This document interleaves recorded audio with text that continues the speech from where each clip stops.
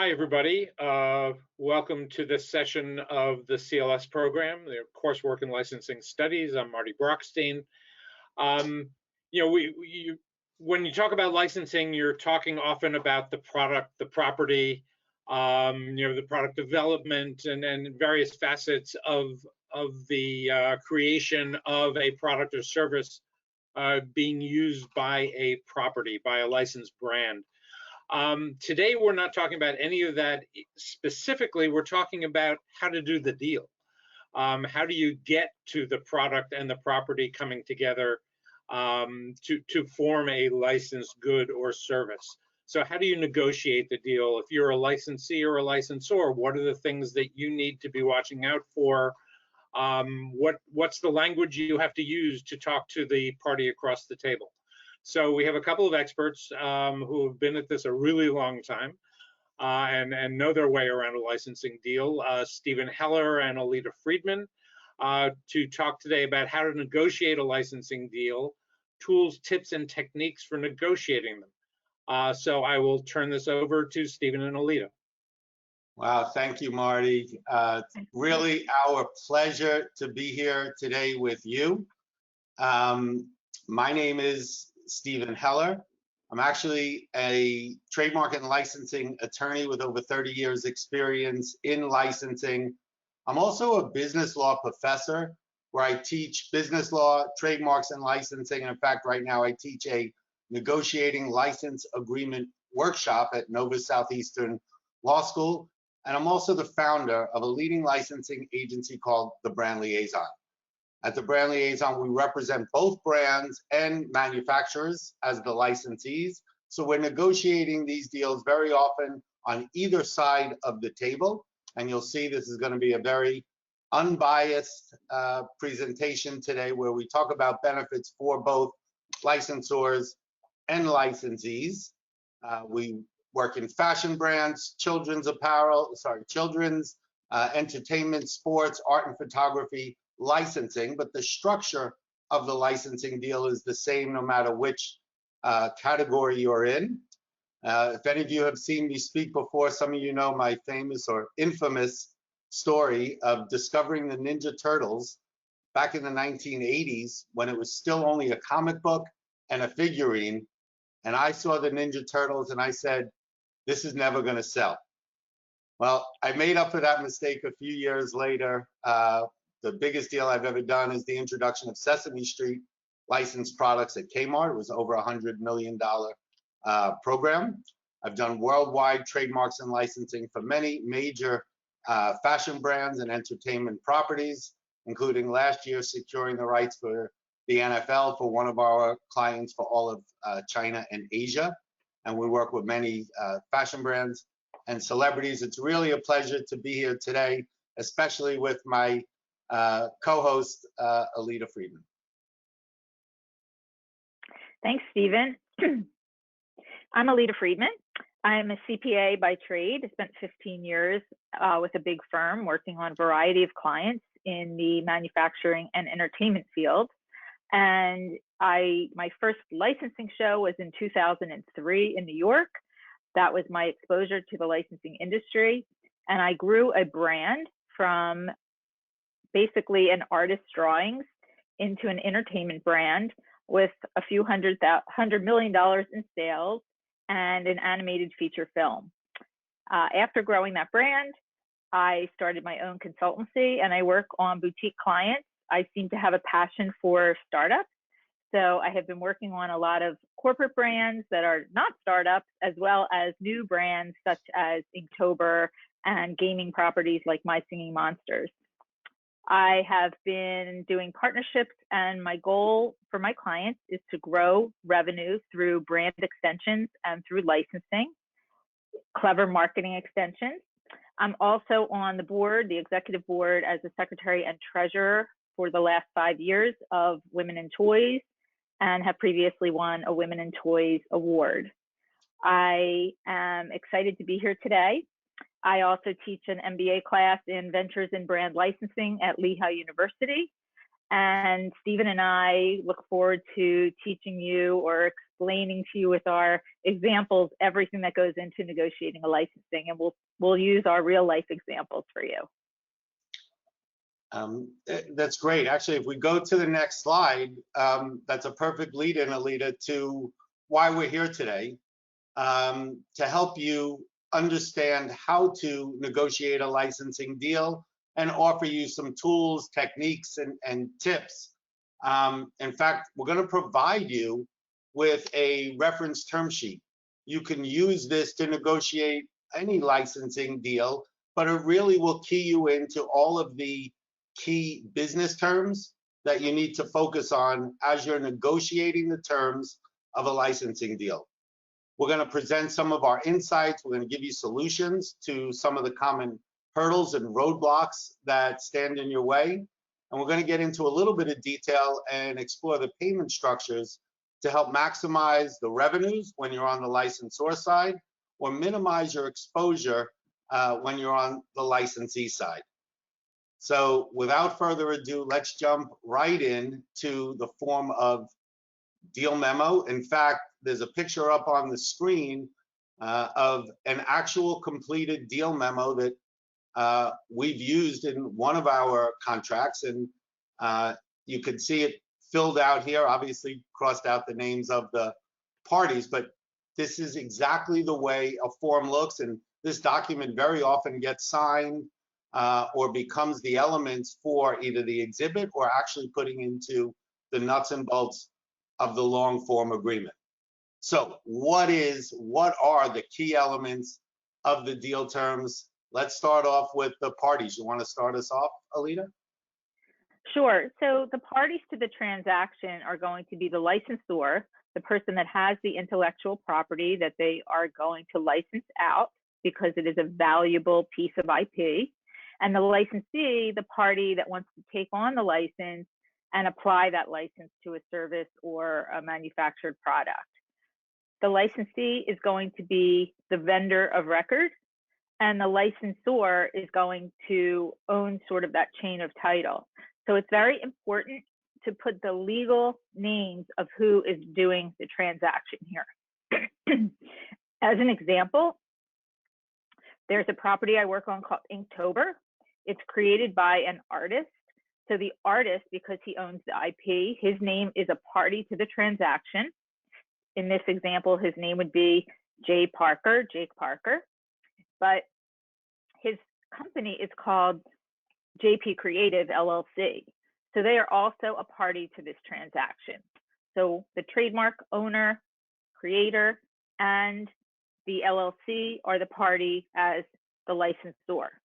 On the licensee side, the manufacturer, in this case, it would be pen and ink companies, anything in the art space. They would be the licensee, and you want to use the property entity name for that. Yeah, and that becomes really important, Alita, on the licensor side. You mentioned the words chain of title.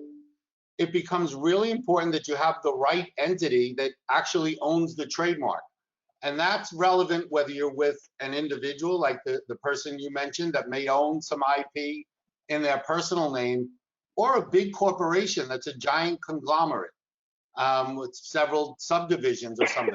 You want to make sure when you have a trademark or an IP license agreement that you can go to the trademark office, you can go to see who owns the copyrights, and make sure you have the right party's name as the licensor so that you have that actual chain.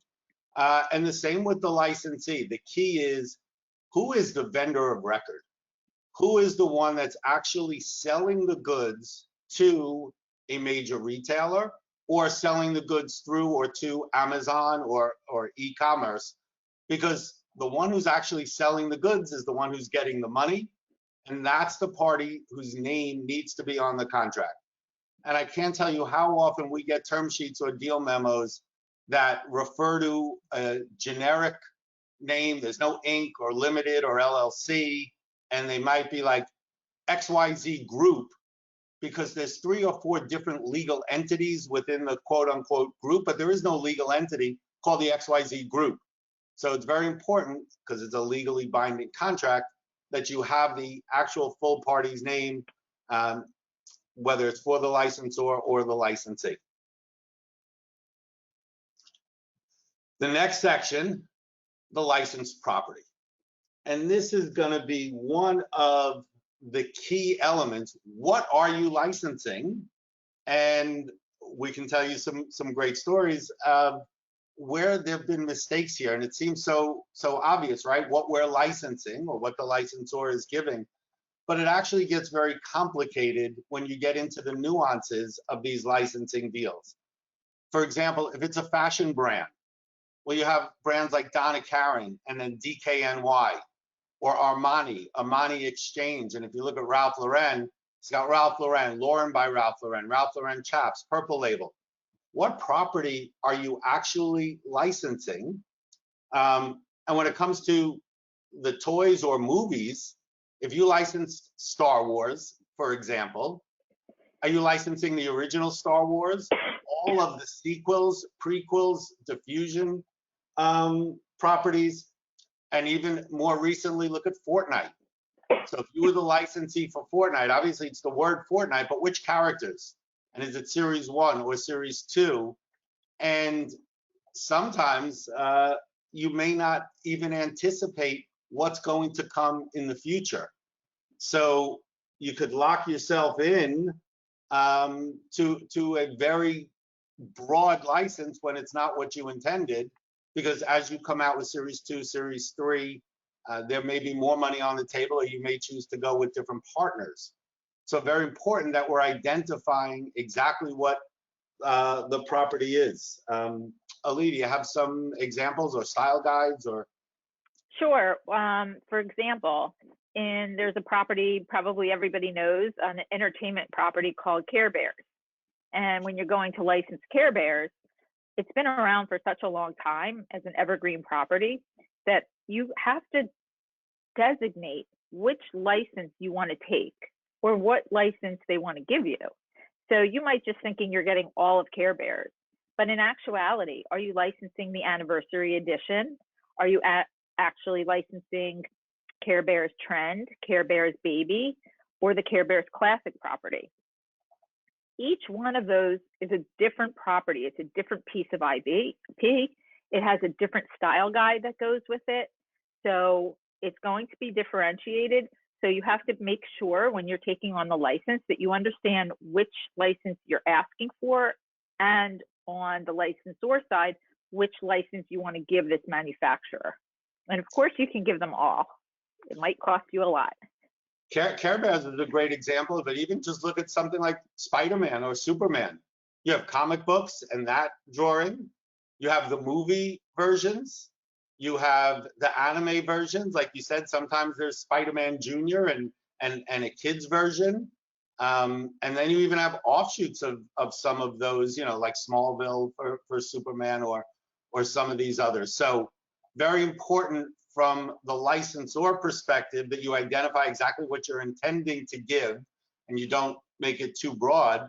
And from the licensee's perspective, you know exactly what you're getting as far as both the branding, the IP, and the assets. And Alita mentioned the style guide. Some of that will come in a style guide, and you'll see exactly what imagery is included. If we go to the next, product categories. Again, it seems so instinctive. What are the products that the licensee makes and what are you licensing? But I can't tell you how many times we see errors made. In fact, I'm not going to tell you the name of the company, but there's a very strong footwear brand, probably 100, maybe $200 million brand, a very strong name in footwear. And I said, hey, this is a great brand. I met with them at a trade show. I said, why aren't you guys licensing this out? I could think of a lot of different licensing opportunities. He says, well, we are doing a license. We're doing a license for apparel. And they use the word apparel in their license agreement. And I said to him, well, what kind of apparel? Because there are lots of categories in apparel. You have, you know, everything from jeans to outerwear to sleepwear, underwear, maybe denim is a separate category. Sportswear, activewear is very often distinguished from, you know, everyday printed tees. So I said, well, what kind of apparel? And it turns out it really wasn't even apparel. They were doing hats and gloves and scarves, which we in the industry called cold weather accessories. But this was a footwear company that built a very good brand because they know footwear, but they didn't know licensing. And their license contract actually said apparel. Sometimes you get into very fine distinctions when you do leggings versus hosiery. And in leggings, you have the package versus hanging versus how does that tie into activewear? Very important. So we're really talking about getting really, really specific, right? Into the nitty gritty of exactly listing out in the deal memo and eventually in the contract exactly what you want to license. So if you're a manufacturer of stationery, for example, you're going to assume everything that you manufacture is going to fall into stationery, but the licensor is going to look at it differently. They want to know, are you doing notebooks and pens and markers and pencils? Stickers come up. Are stickers stationary? It really depends. So I've had a situation where we've had to clarify and go back to the actual agreement and make an addendum that stickers can be included in a stationary category. Same thing with plush. When you think about plush, you're thinking about that huggable toy, that they come in different sizes. They also come in versions, very expensive specialty plush, mass market plush, and they also come in versions that you might find in amusement parks, right? Or in machines, redemption gifts, and that's amusement plush. And believe it or not, there are different categories of plush. And it's very important that in the deal memo, you're going to identify what the category and what the product is. Nitty gritty is such a perfect word that you just used because it gets to the point of sometimes identifying the size, especially in the toy industry. And you know this, cars and little replica cars like Hot Wheels or Matchbox. The die-cast cars, you could have the regular size, the 1/16. You could have mini minis. You could have the bigger versions that are used for models. So the license actually, and by the way, you also mentioned sometimes it's a collectible. It's a $200 or $500 limited edition. That's a different definition of product than the ones that you would find at mass. So it's very important because if you use as a licensor, if you use an overbroad term, you've just set yourself up for underperforming licenses. Why? Because there's other categories, other things other companies could do that your licensee doesn't do, that you could be licensing to another company because the company you're working with doesn't do it. Stickers is a great example. And with plush, do you want to tell the story of the keychain? Sure. So actually, I'm going to jump to a squishy story. I had a gaming app, and they said, we really think squishies are huge right now. We want to find a company that can make them. So I had a master toy partner. The master toy partner assumed that squishy toys are part of the toy contract. But we also had a fan merchandise license. And fan merchandise license wanted to make squishies. They were of the moment, trending, and collectible. And we had a disconnect between the master toy and the fan merch, and we had to work that out so that we could get the squishies made for this company. Both thought they had the rights. So again, squishies and plush, are we talking mini plush, you know, a backpack accessory or a keychain plush? What about if it was a backpack made of plush? Does it fall into backpacks? Or does it fall into plush? And you might have signed two separate licenses, and now all of a sudden there's a conflict because that person wants to do it. In fact, we had this issue. We have a client that does a item that's a mask and a hat at the same time. So when kids, you know, flip up their mask, it actually becomes a hat, or it could flip down. And we had a lot of trouble getting the license of that because they already had a hat licensee, and they already had a costume and mask licensee, even though this product was never considered.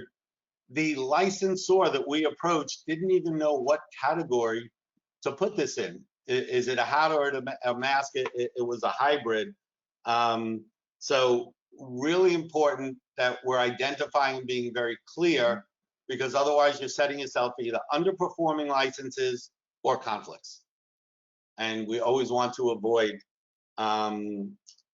conflicts. Now, one important note, because we're going to talk about exclusivity in a couple of minutes, this becomes vitally important in an exclusive license. This is a little bit less important in a non-exclusive license. Why? Because if it's a non-exclusive, you don't have that inherent conflict. You could put the two vendors, the backpack and the plush vendor, side by side, and have both of them licensed. But if it's an exclusive license, it becomes all the more important that we focus on that. Let's talk about, from licensed products, let's jump to territory and channels of distribution. And very often I put these two together, but they could be very separate. Territory, obviously, we're talking about a global deal. Are we talking about North America? Are we talking about certain countries within South America or Central America? And I always like to, because very often the question becomes, is Mexico South America or North America or Central? I always Latin America. I always like to identify the specific countries that are included. USA and Canada very often are thrown in together, but they're very different markets. So you may want to distinguish exactly what countries, what territories, or is it a global distribution right? And when it comes to e-commerce, it becomes even more glaring. But when we talked about the parties and the chain of title and the trademarks, if you're going to do a license bigger than the United States, whether it's Canada or the international territories, very important that you check trademark clearance and that you have the trademarks filed in the other countries, or at a minimum, make sure it's clear that you're not infringing somebody else's trademarks in another country. Stephen, I can share a really current example of this. Taking on a license for the United States, did not include Mexico as a territory, requested to take Mexico for the territory. The brand is a very well-known food brand in the candy space, but they didn't have, we wanted to make stationery. They didn't have a trademark for stationery in Mexico. They had a trademark for the candy brand, very well-known, but not for stationery. So we negotiated back and forth, which is exactly what we're talking about here, and asked for Mexico, asked for stationery, and the client is ending up paying for the trademark registration, even though my client won't own that trademark registration. But So they're going to put the licensee is paying for the licensor's mark. That's right. So be prepared that if the license that you want doesn't have that trademark in that territory, to protect both of you, you're going to want to get that. And as long as the licensor approves it, you might have to cough up some dollars for that. Yeah, we did the same thing recently. We had we did a FUBU license, and obviously they own the marks in many categories worldwide, especially, in apparel, bags, and backpacks, including South Africa. And we did a license for the FUBU brand for South Africa. The mark was fine in South Africa, but the licensee then asked for some of the neighboring smaller countries, and especially countries that might not have existed 20 years ago, as they, jigger the geographical lines. So there were a few countries where they might have had it in apparel, but not backpacks. We actually had our licensee take on the responsibility to file the trademarks in the name of the licensor, and we worked with the licensee's local counsel to get those trademarks perfected. But we did the same thing where we required the licensee to pay for it, and that led into the reps and warranties and some of the legalese that we'll get into later, because we didn't want to be responsible until that mark was officially registered. The licensor didn't want to be liable. And you mentioned Mexico. I had once heard that the brand Under Armour, you think, famous logo, everybody knows the UA logo, that they don't own the logo in Mexico. because a very similar looking logo was owned by somebody else previously. I think they own their name, but the UA logo might have been owned by somebody else. But again, when you get into international territory, this becomes very important that we're looking at the trademark and the IP and who holds the Yeah. rights. And let's say you go to a trade show and you know the territories you hold your marks in, and some distributor walks up to you and says, oh, I want to buy that line and I'm going to distribute it in this country. You have to make sure that you get clearance for that so you can sell to that distributor. So you might go back to the licensor and say, I would like to sell to this distributor in this territory. They might ask you for more money or minimum guarantees, but it has to be a request. On the licensor side, if you have control over that brand, you really have to think about what territories are you ready to expand into. It might sound great to get an order in another country, but be prepared that if you own that IP, you're the licensor of that brand, that you want to make sure it's marketed appropriately in that country and that it has awareness in that country, because you don't want your brand to fail. So you have to be really careful on both sides of this. Really, really important. And tied right into territory and very similar concerns, channels of distribution.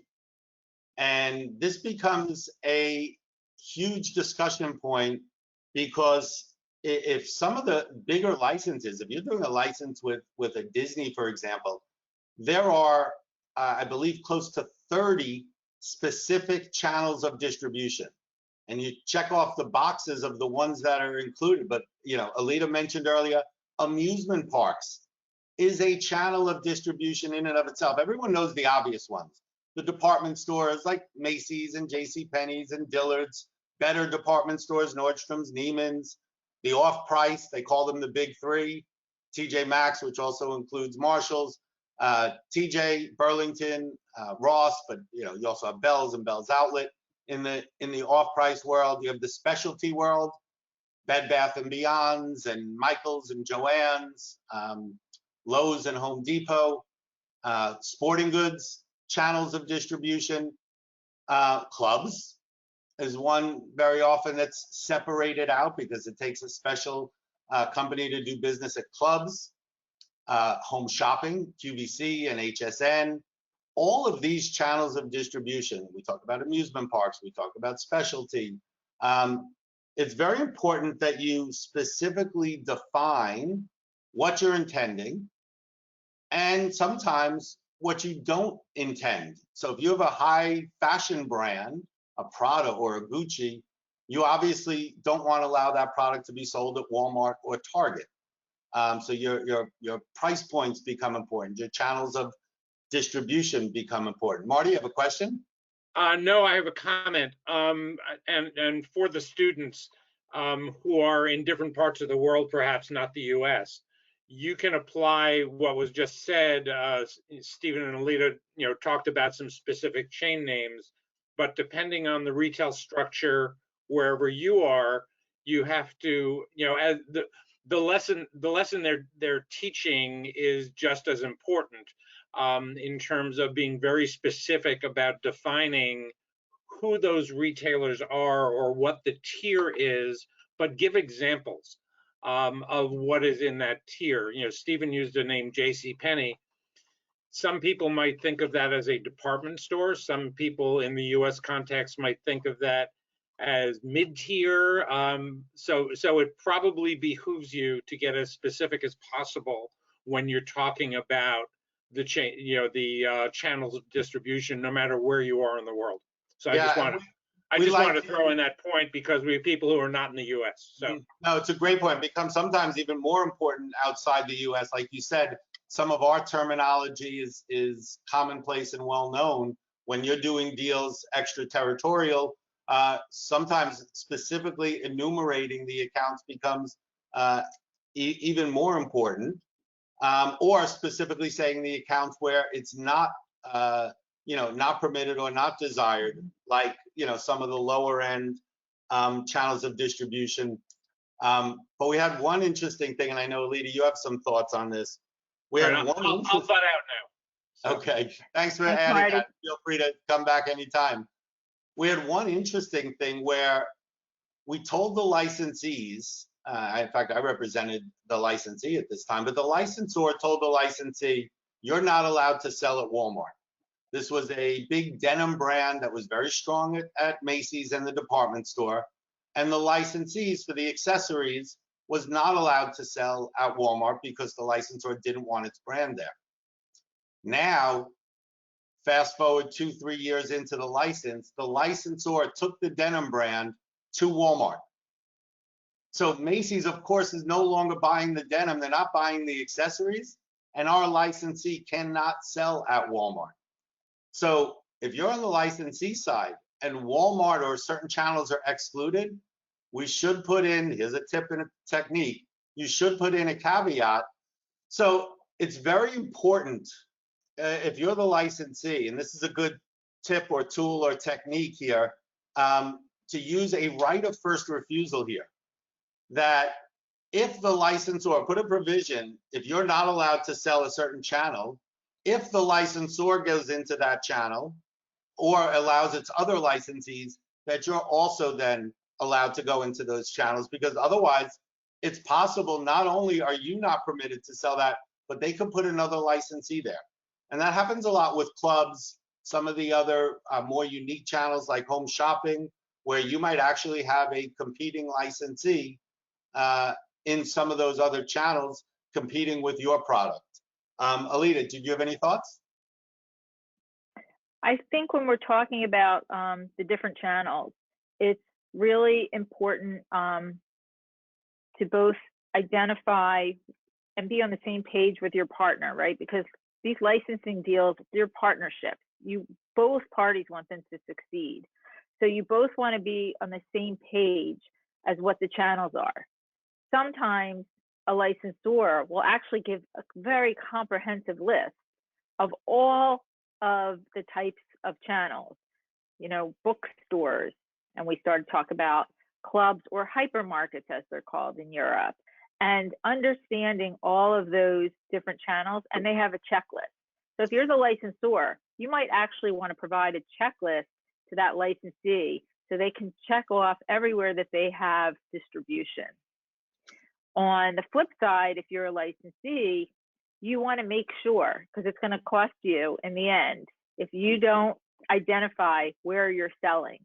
If it becomes a surprise to the licensor, they could either reject when you are in the approval process and say, no, we don't want you to sell this to the dollar store.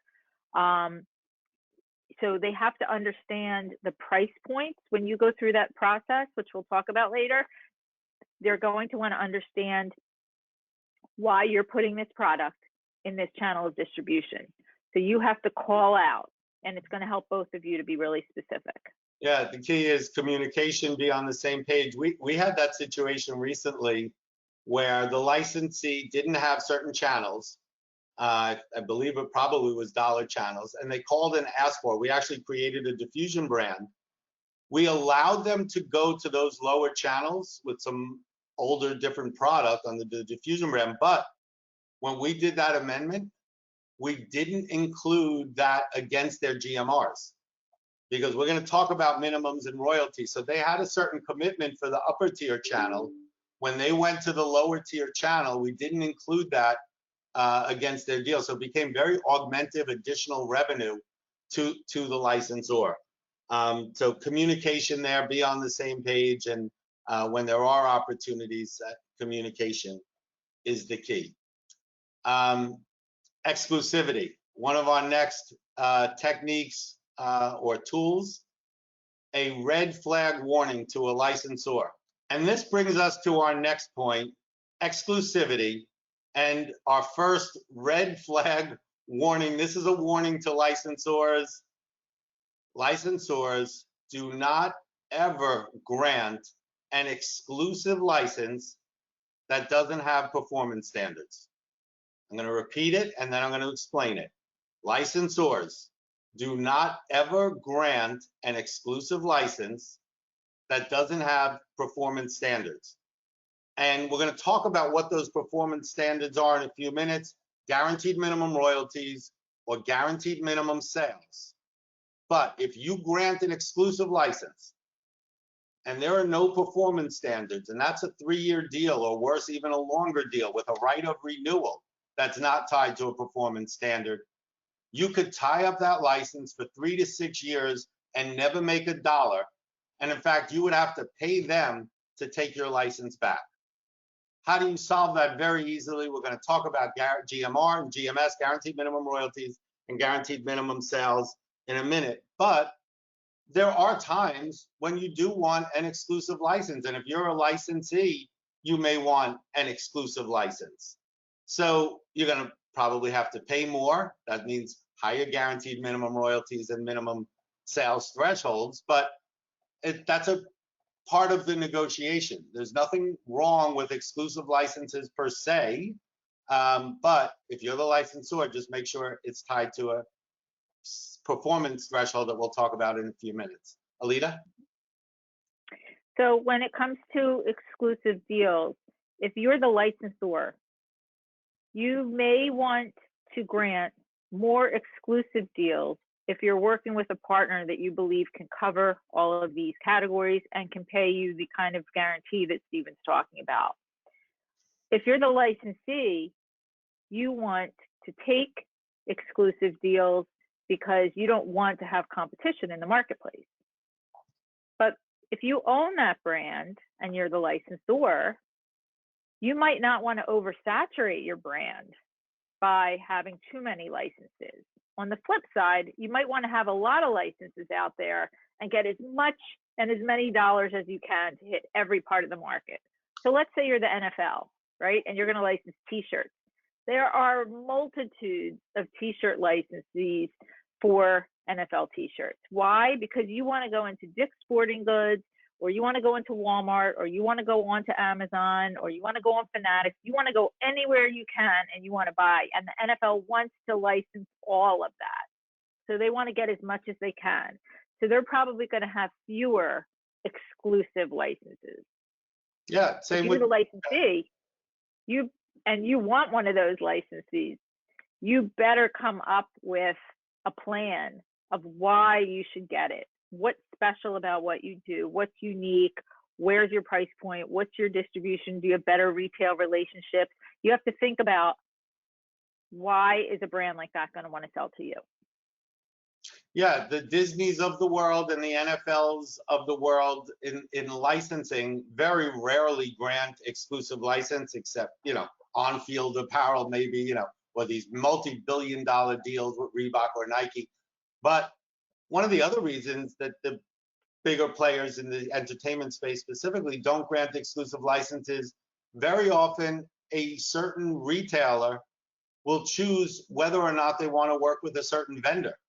So if they would have granted an exclusive license and that vendor isn't a vendor of record to Walmart or Dick's or have you, or the buyer doesn't want to work with that company, they can. That's another reason. And there's also some bankruptcy concerns, if we ever want to get technical, on reasons not to grant exclusive licenses.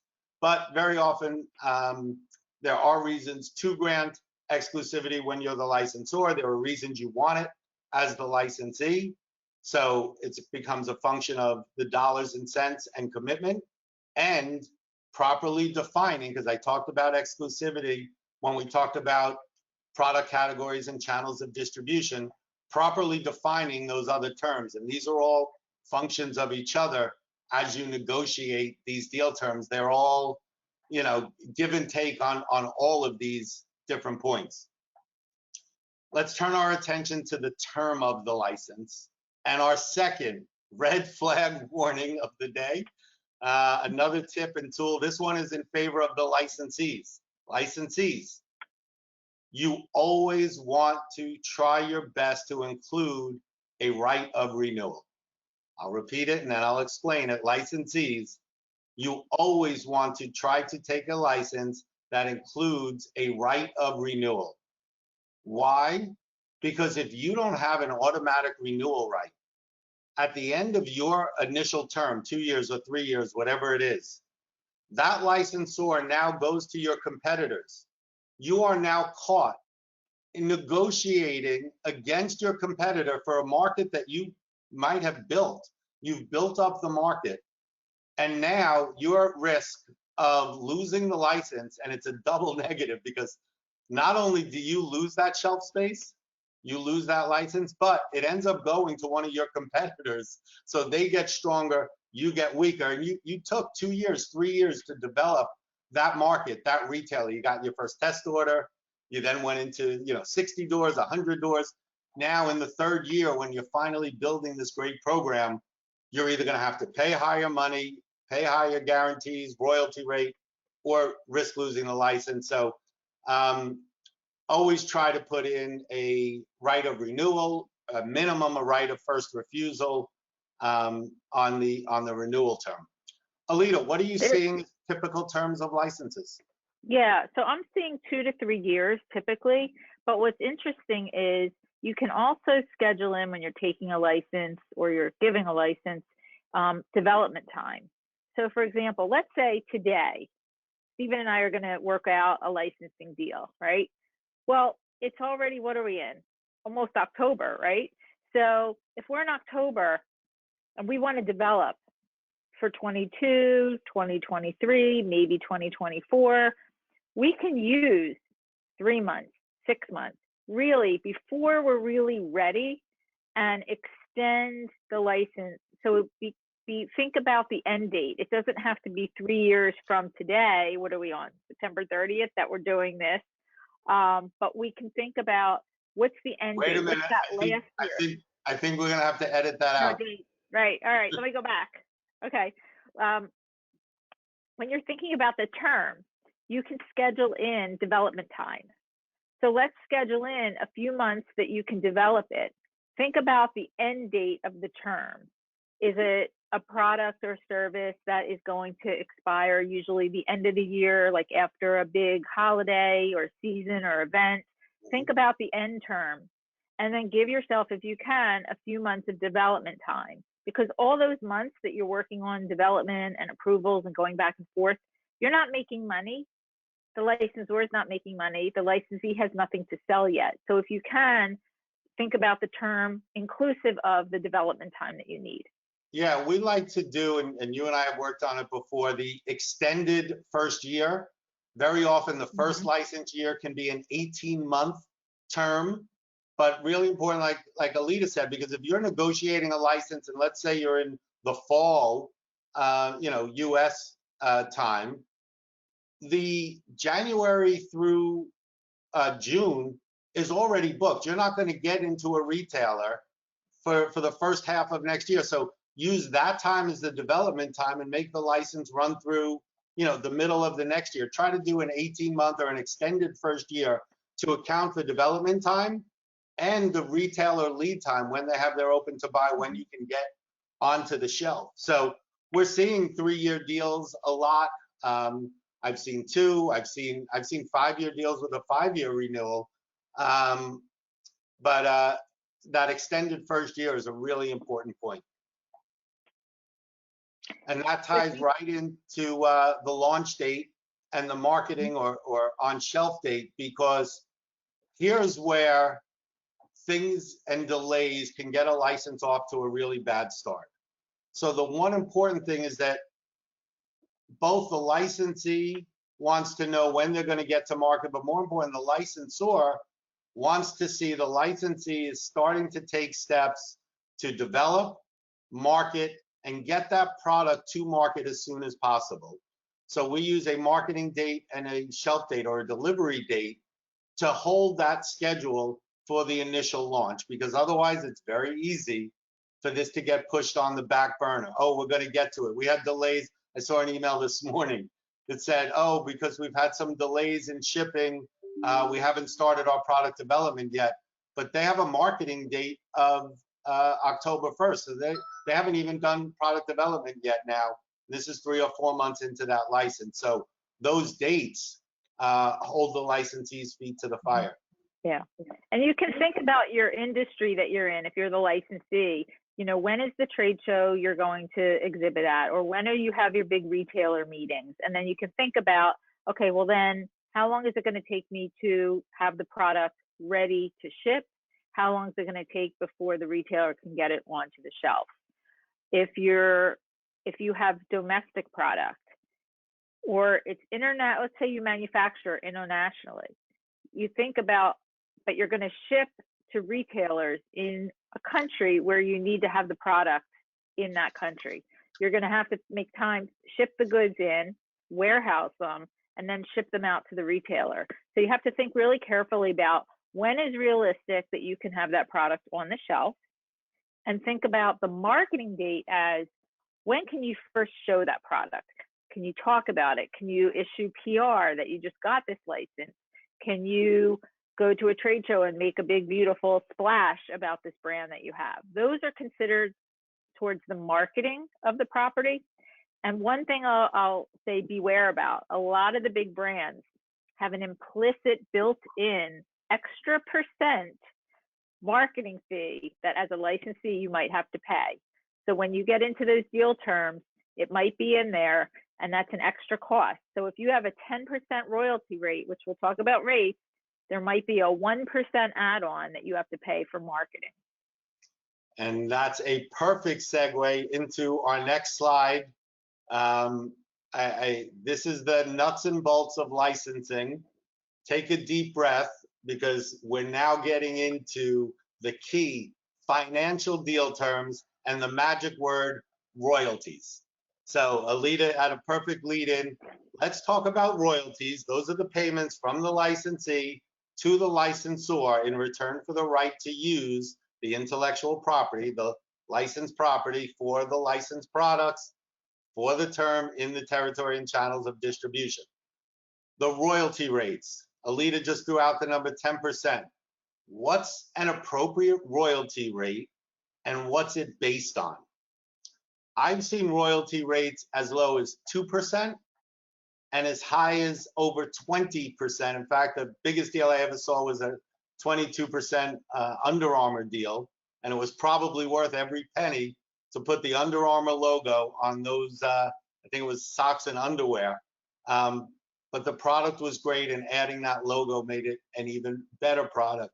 That's a huge spread of 2 to 22%, and then of what? Is it based on the wholesale? Is it based on the retail? How is the licensee selling?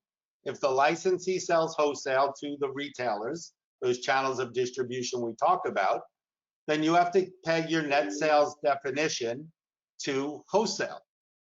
If the licensee is selling direct to consumer on Amazon or their own website or e-commerce, you want to peg that royalty rate to a retail definition.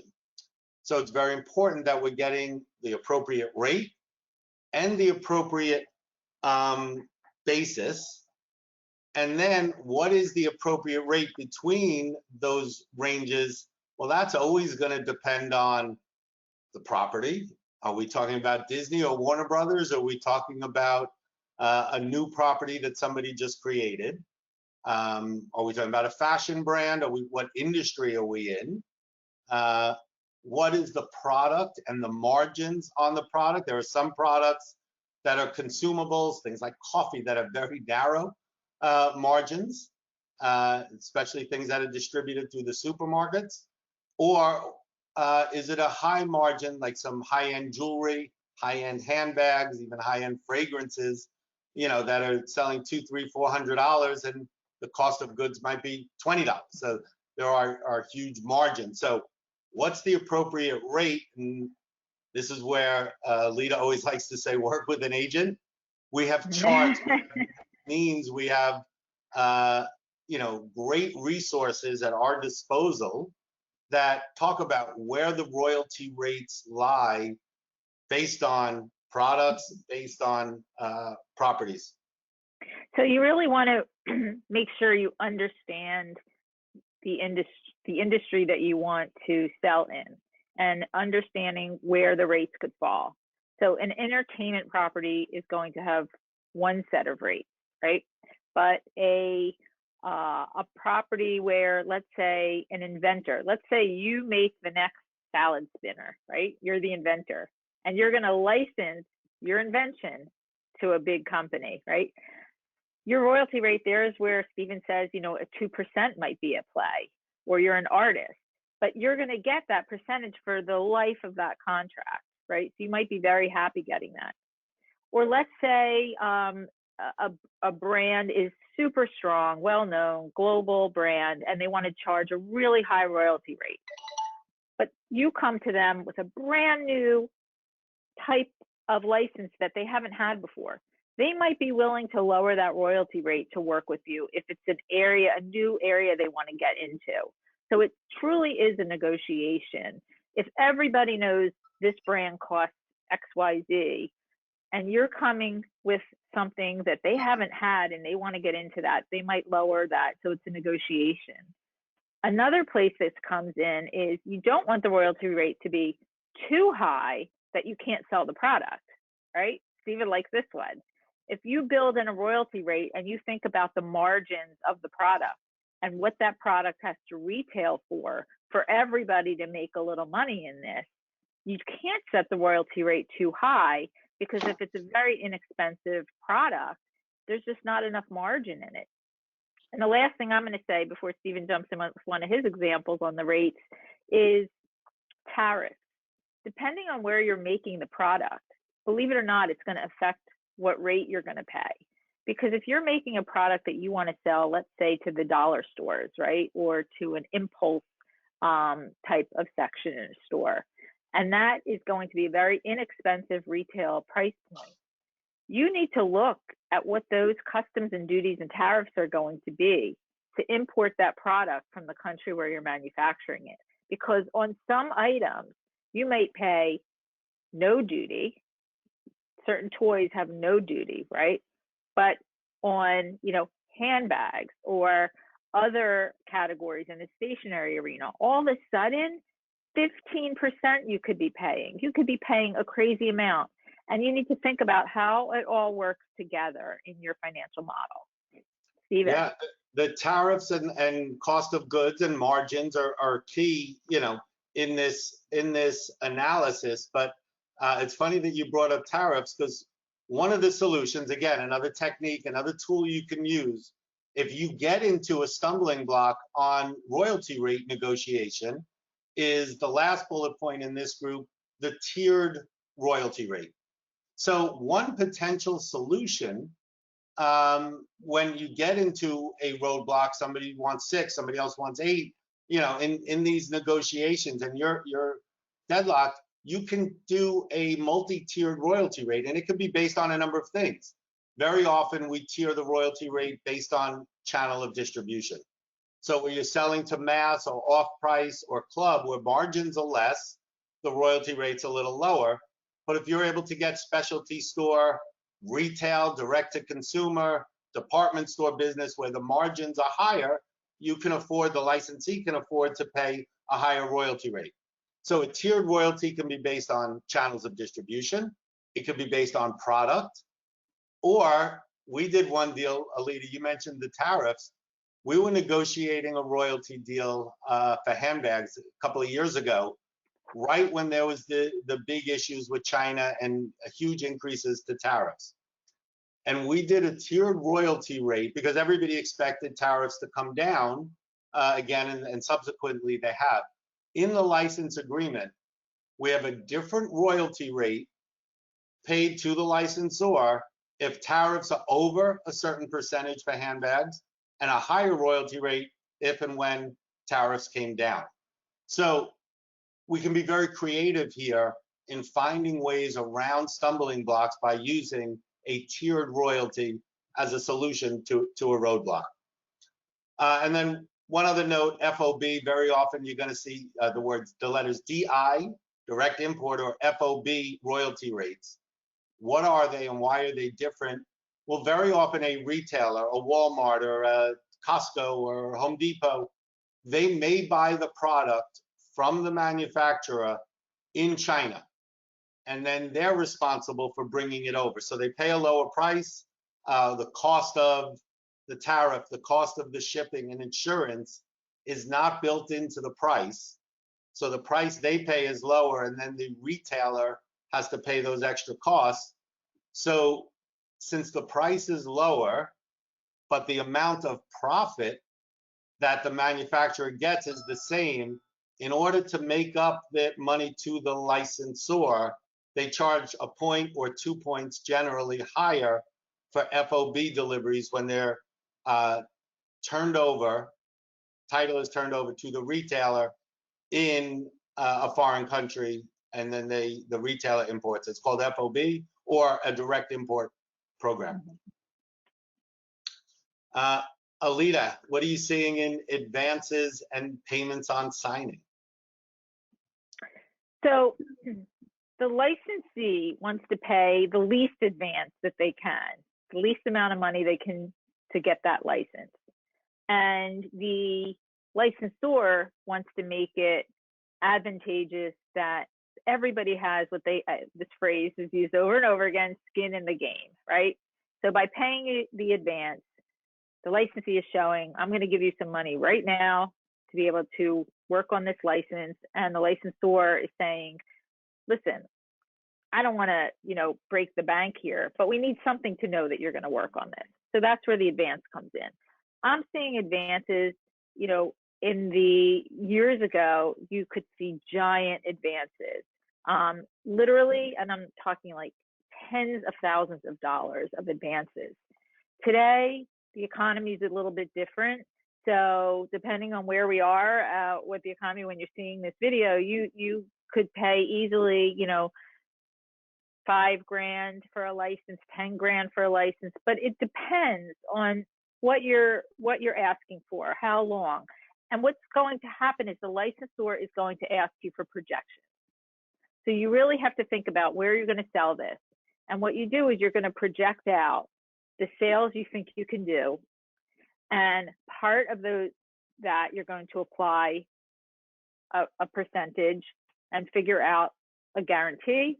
And then part of it's going to be the advance. The overall guarantee you're going to pay at the end of the term, or by the end of the term, or along the way to the end of the term. And the advance is that piece you have to pay upfront, usually upon signing. Yeah, so the advance is something you have to pay on signing, and the big guys, the Disneys and the NFLs we've talked about, they're still getting their 50, 100. I've seen advances even greater than that, but I don't think NFL is doing a deal these days without 100K upfront on signing. So the advance is the licensee's commitment. They're showing they have skin in the game. That payment to the licensor. Why does the licensor require that advance? Two reasons. One, they want to make sure the licensee is committed. Number two, they're tying up their license now. They're going to spend time and resources sharing brand assets, going through product development, working with the licensees to get that product to market. They want to make sure that they have some payment upfront that ensures the licensee's commitment and covers a lot of those costs. So what are the best ways a licensor protects themselves in the license agreement? It's the advance on signing and guaranteed minimum royalties. GMR, the two terms, and we're going to talk about the difference between guaranteed minimum royalties and guaranteed minimum sales in a minute, but let's start with a guaranteed minimum royalty. And a guaranteed minimum royalty is the licensee's skin in the game. Those are monies that must be paid annually or for the term, and we're going to talk about a trend we're seeing in a second. Monies that must be paid from the licensee to the licensor annually or for the term of the license agreement. And you have a guaranteed minimum royalty. Now, if your sales are excellent and your royalties are above the GMR, the guaranteed minimum, that becomes meaningless. But if the licensee falls flat, doesn't get the distribution, doesn't even put in the effort, they're going to owe that money regardless of the level of sales. The licensor can count on that guarantee coming in year after year, and the licensee has some real monetary financial obligations under the contract. It really ensures that the licensee is going to put in the effort. And again, guaranteed minimum royalties, they're always a function of the projections in the sales, and the advances are a function of the guaranteed minimum royalties. But this is a very strong tool that we see in most license agreements. Are there some without a guaranteed minimum royalty? Yes, we just did one without a GMR, but we did have a GMS. And you heard my warning earlier, if you don't have one of those two, it better not be, from the licensor's perspective, an exclusive license agreement. The licensee, of course, wants to lower these as much as possible. The guaranteed minimum sales are guaranteed sales levels. See, sometimes a licensor says, hey, but I'm not just in this for the guaranteed minimum royalty. I want you to do much better. And if you can't do much better, then I may want to take this license somewhere else. So, or the licensee could say, hey, listen, I think I'm going to do $5 million in sales, or 10 million in sales, or 1 million, whatever it is. The licensee, I think I'm going to do it, but I'm not going to guarantee a payment to you based on that optimism. And therefore, if I don't do it, you have the right to take the license back. So guaranteed minimum royalties and guaranteed minimum sales accomplish two different purposes. The guaranteed minimum royalties is the payment the licensee can rest assured they're going to collect. The guaranteed minimum sales is a tool that allows the licensor or the licensee to terminate the license agreement if they're not able to achieve a certain sales threshold. They're not going to get the money, but they're going to be able to terminate the license and maybe go somewhere else. Now, a lot of novices think these have to be matched. So guaranteed minimum sales is X, royalty rate is 10%, therefore GMR is 10% of the GMS. They don't have to be equal. In fact, because they serve two different purposes, it's probably better that they're not. You can be much more aggressive on the GMS as a licensee than you would allow the GMR, which is money you're going to have to pay out. But again, make sure you have one of these, the red flag warning, one of these two performance thresholds, or both, if it's an exclusive license. Alita, what are you seeing in cross-collateralization and term deals these days? And what do those terms mean? Wow, I'm seeing a lot of no cross-collateralization. So basically, the licensor wants to make sure that you are sticking to the payment schedule, including the guaranteed minimum royalty. So maybe at a certain date every year, you have to come up with a certain payment. And when it comes to the following year or the year previous, you can't look back or look forward and carry over. And that's where the cross-collateralization comes into play. With the guaranteed minimum royalties, I'm seeing them now more than ever. Usually you would say, 3-year deal, here's the royalty percentage. As you're selling, you apply the royalty percentage, you make your payments on a quarterly basis, and it just rolls forward until you have to get to a point to renegotiate for a renewal or not. Now what I'm seeing is a lot of deals where they're like, nope, every year you have to make me a payment of this amount, no matter what. And that's really, it could be pricey if you're the licensee. You have to figure out, am I going to be able to make that payment? Do I want the payment to increase or decrease, right? Am I going to sell more of the product because it's a hot product, a hot commodity, and every year I'm going to sell more because the brand is building and it's going to go up? Or is it going to be like a one and done, right? It's a trend. A movie release, for example. And you get in there and you sell it, and then the next year, not as many people want it anymore. So you want it to go down, you want it to go the other way. So I'm seeing definite payments, no cross collateralization, and end dates with renewal terms that are, not automatic, which we'll talk about those. So cross-collateralization, just for people who haven't heard that term, that means can you collateralize your guaranteed minimum royalties versus your actual royalties year to year?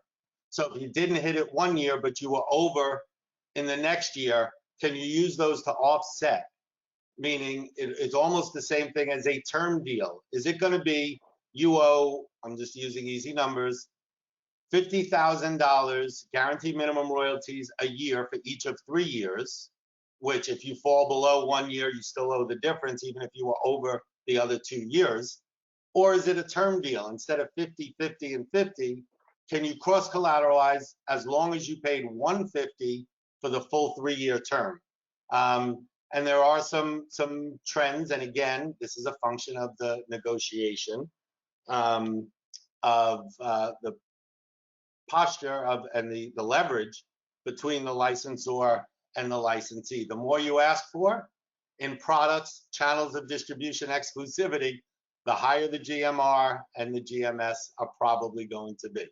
So that brings us to the last point on the deal term sheet. Of course, you could talk about things like marketing requirements and other special terms, but just make sure you also have something about the reporting and auditing provisions. Alita mentioned, are the GMRs due quarterly or annually or term? How often and when are your reports due? 20 days after the quarter, 30 days, monthly? It's important that you mention the reporting, marketing requirements, or special terms in the term sheet. And then once you have the term sheet, if you go to the next slide, Steve, once you have the term sheet, those things get wrapped up into the long form license agreements. And this is a lot of the legalese. We're going to take a break here. Hope you enjoyed the first part of today's session, but then we're going to get into some of the legalese in the long form in the next part. Great. Thank you, Steve and Alita. As Steve mentioned, there will be a part 2 to this presentation that will be in the same folder, and we'll resume that in part 2.